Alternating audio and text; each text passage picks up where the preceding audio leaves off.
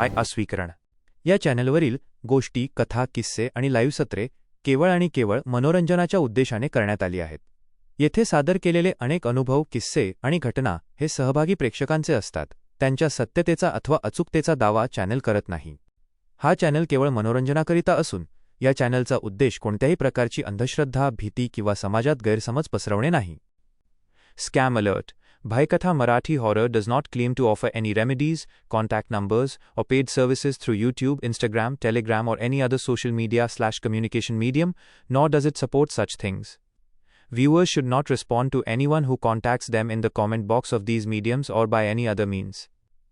If anyone contacts you in the name of the channel, it may be an attempt at fraud. Bhaikatha Marathi Horror Channel will not be responsible in any way for any financial or personal loss, fraud or misuse that occurs in this manner. Scam alert.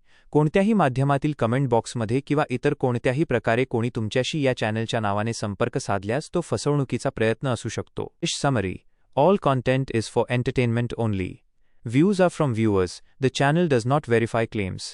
The channel aims not to spread superstition or misinformation. Scam alert. Bhaikatha Marathi Horror does not offer remedies, contact numbers, or paid services via social media. Do not respond to unverified contacts. The channel is not liable for fraud or loss. Watch for entertainment purposes only. Do not blindly believe content. Sensitive individuals are advised not to watch. आम्ही प्रेक्षकांना आवाहन करतो की त्यांनी हे सर्व video केवळ एक मनोरंजक कथा म्हणून पाहावेत आणि यातील कोणत्याही गोष्टीवर आंधळेपणाने विश्वास ठेवू नये. संवेदनशील किंवा मानसिक आरोग्याच्या समस्या असलेल्या व्यक्तींनी हे व्हिडिओ न पाहण्याचा सल्ला आहे. नमस्कार मित्रांनो, मी रोहित जाधव. भयकथा या नवीन सिरीजमध्ये आपलं खूप खूप स्वागत आहे. आज आपण अजयदादा यांची मुलाखत घेणार आहोत. तर बघूया अजयदाची भेट. नमस्कार अजयदा. नमस्कार, माझं नाव अजय पालांडे, मी मुंबईला राहतो. अजयदादा, आपल्या या भयकथामध्ये आपण कुठपासून सुरुवात करणार आहात? आता बघा, जसं मी या तंत्रमंत्र लाईनमध्ये मी थोडासा अभ्यास केला आहे, थोडासा काही जणांबरोबर मी वावरलेलो आहे. जे तंत्रमंत्र करतात, जसं ज्यांना अघोरी बोललं जातं, कोण शाबरी असतात, कोण आपले घरगुतीवाले असतात, असे मी अनेक लोकांबरोबर अनेक पद्धतीमध्ये बसलो. तर माझ्या अनेक पद्धती मला त्यांच्या लक्षात आहे की ते लोक कसं काय करतात, काय करत नाही. जे एखाद्याला वशीकरण असेल, एखाद्याला मारनहार असेल, एखाद्याला तारकहार असेल. आता तारकहार म्हणजे तारणार आणि मारनहार म्हणजे मारणार आहे. आणि त्यानंतर असे विविध आत्मे असतात की जे त्रास देतात. असं आता जसं आता आपण बघतो की जे आपल्या रोजच्या याच्यामध्ये जसं काही गोष्टीमध्ये जकीन बोलतात, काही हडल बोलले जातात, काही शेंद्री जकीन बोलली जातात, अजून काय काय अनेक असे नावं आहेत. बराच अभ्यास असं आहे. तर आता नेमकं म्हणजे जसं बघायला गेलो तर आता शेंद्री जकीन तुम्हाला प्रकार माहिती आहे का? नाही. नक्की काय काय नक्की असते शेंद्री जकीन? म्हणजे काय असतं की ज्या बाईच्या पोटात 5 ते 7 महिन्यापर्यंत जे बाळ असतं ना, म्हणजे बाळंतीण बाई, ती बाळंतीण बाई जेव्हा काही कारणावरचं मृत्यू पावते, मरून जाते, मरण येतं किंवा तिला त्रास देऊन मारलं जातं, तर ती शेंद्री जकीन होते. अच्छा. आणि तिच्याकडे जी शक्ती असते ना, ती खूप मोठी शक्ती असते. कारण कसं असतं, एखादं जेव्हा मूल जन्मतं, बरोबर, ते देवाचं रूप असतं. बरोबर. आपण लहान मुलांना देवाचं रूपच मानतो. हो, बरोबर आहे. आता ते रूप तिच्या पोटात असतं. ते पोटात असताना तिथं ते बरोबर ते मूल पण आपलं निघून गेलं. तर त्यांच्याकडे थोडी शक्ती, जकीन, हडल ह्या लोकांपेक्षा त्यांच्याकडे जकीन थोडी, त्यांच्याकडे पॉवर थोडी जास्त असते. तर त्यांचं कसं, एखाद्या टायमाला आहे ना, देव पण त्यांच्या काही गोष्टींमध्ये मागे हटतो. जर एखाद्याने जर समजा एखाद्या गोष्टीसाठी वापर केला आहे, बरोबर आहे, तर कसं देव पण जरासं मागे पुढे करतो. आणि हे शेंद्री जकीन काय असतं माहिती आहे, हे लोक ना देवांच्या मागे जाऊन पण लपून बसतात. हो, हां, देवांच्या मागे पण जातात. मग एखादा जो भगत बिगत असतो ना, जो लोकल भगत, म्हणजे होतं ना, लिंबू कापणं, अजून काय, म्हणजे थोडा बहुत लोकांना खोळ्यात काढून ते लोक जास्त बघू शकत नाही मागे, देवांच्या मागे जाऊ शकत नाही. पण तसे शाबरी, अघोरी या लोकांसाठी कसं म्हणजे एक लहान खेळ आहे हा, असं. पण आजकाल बघा, शाबरी आणि अघोरी जास्त करून मुंबईत भेटणार सापडत नाही. बरोबर, ते असेल तर बाहेर कुठे असतील तर असतील, पण मुंबईत तर नाही. मुंबईत तर कसं ह्या लोकल तांत्रिक मानसिक या लोकांनी कब्जा केलेला आहे. तर हे लोक कसं त्यांची शक्ती अपुरी पडते. असं मी बोलत नाही, काही काही मुंबईत आहेत अच्छा हां की तंत्रमंत्रवाले की पॉवरफुल आहेत अजून ते. ओके पण जे पॉवरफुल आहेत ना ते लोक तंत्रमंत्राच्या भानगडीत पडत पडत नाही. नाही. कारण का पडत नाही? कारण त्यांना माहित आहे तंत्रमंत्राच्या भानगडीत पडलो ना, आज ना उद्या बघा सर्वांचं चांगलं होईल ही गॅरंटी कोण देत नाही. कुठलाही भगत देत नाही. तो मोठा भगत असो की किंवा छोटा भगत असो कोण घेत नाही. बरोबर आहे.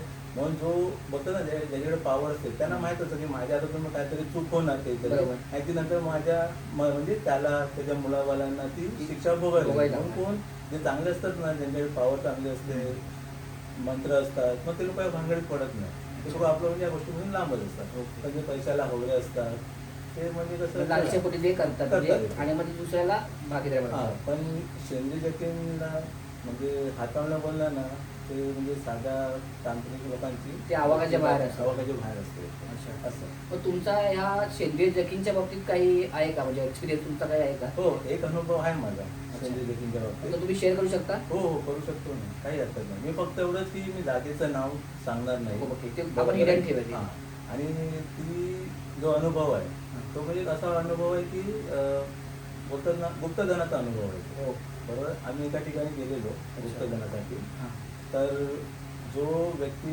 हे काम करणार होता सर्व हां तर त्याला सगळ्यांनी जागा दाखवली सगळी. तर तो बोला ठीक आहे आम्ही हे काम तो बोला मी काम तुम्हाला करून देतो. तर ठीक आहे तो बोला रात्री 12 नंतर आपल्याला हे काम चालू करायचे होते.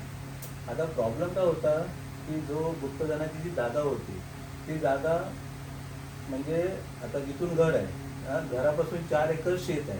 अच्छा त्या 4 एकर शेतच्या मध्ये मध्यभागी आहे म्हणजे 4 एकरच्या शेतीमध्ये मध्यभागीचा स्पॉट आहे. अच्छा आणि गाव बोललो तर रात्री अंधारच असणार.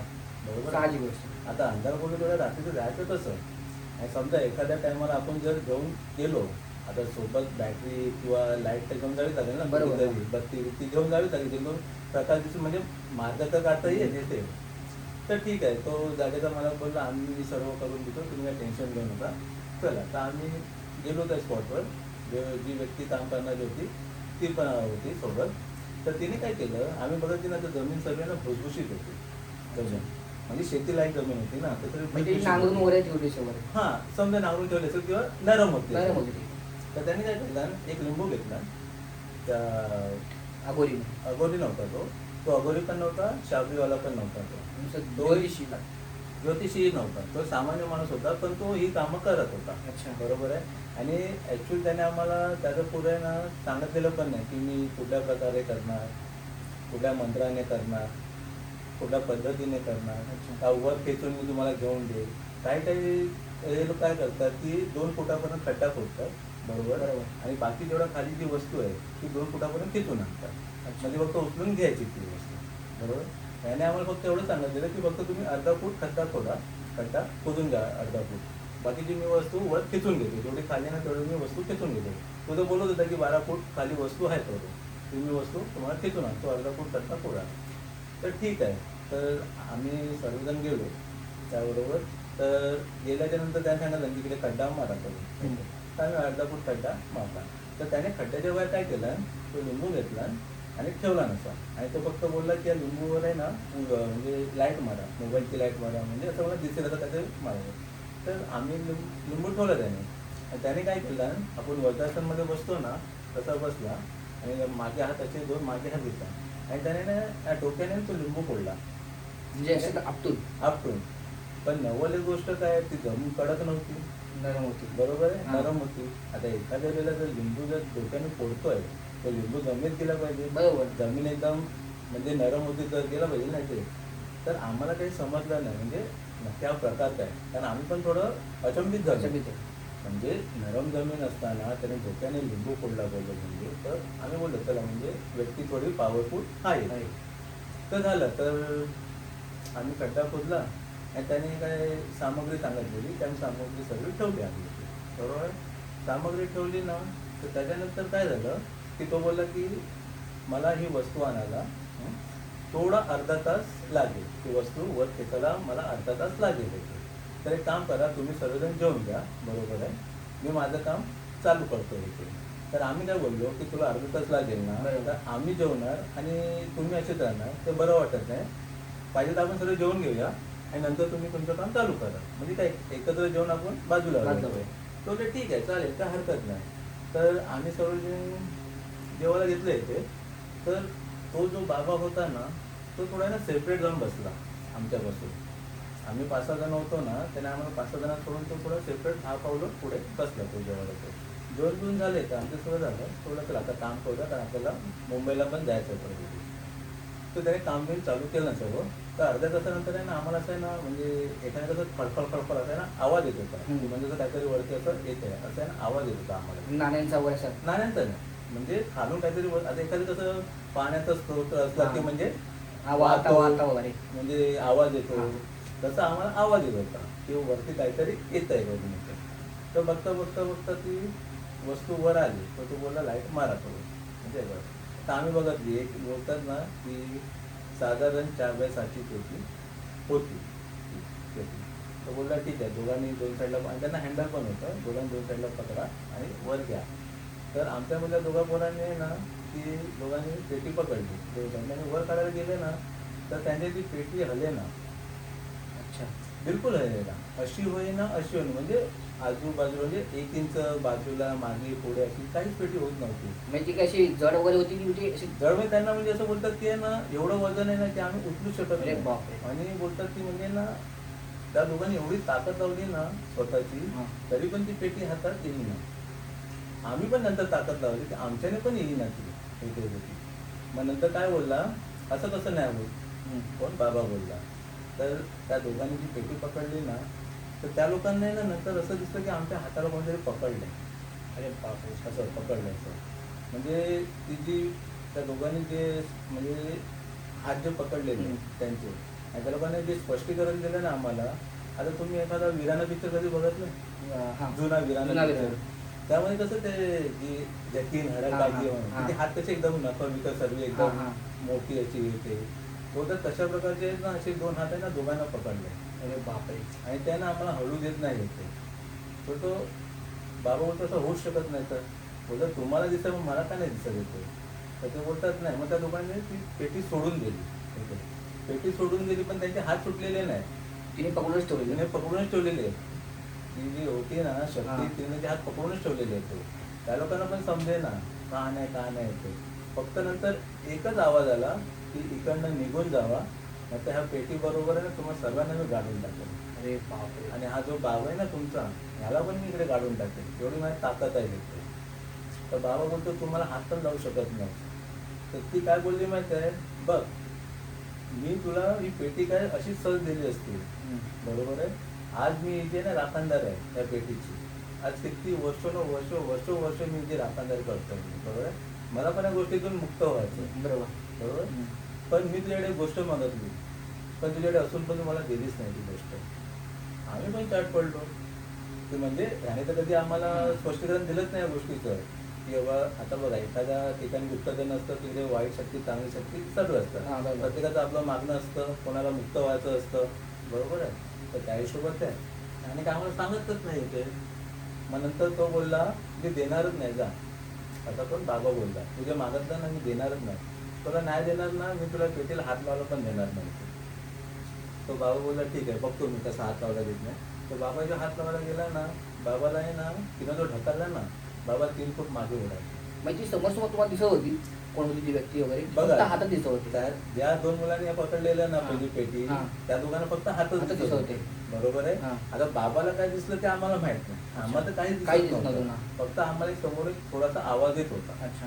म्हणजे समोरून कोणतरी बोलतं, कारण अंधारी होतं जास्त करून, पण आम्हाला काय समोरचं दिसत नव्हतं येते. आता बाबाकडे काही शक्ती असेल, त्याने काय शक्तीने तुला बघितलं असेल असं तर ती काय बोलली, फक्त मी ह्याच्याकडे काय मागितलं की तू जे खातोयस ना त्यातलं मला अर्ध जेवण दे मला.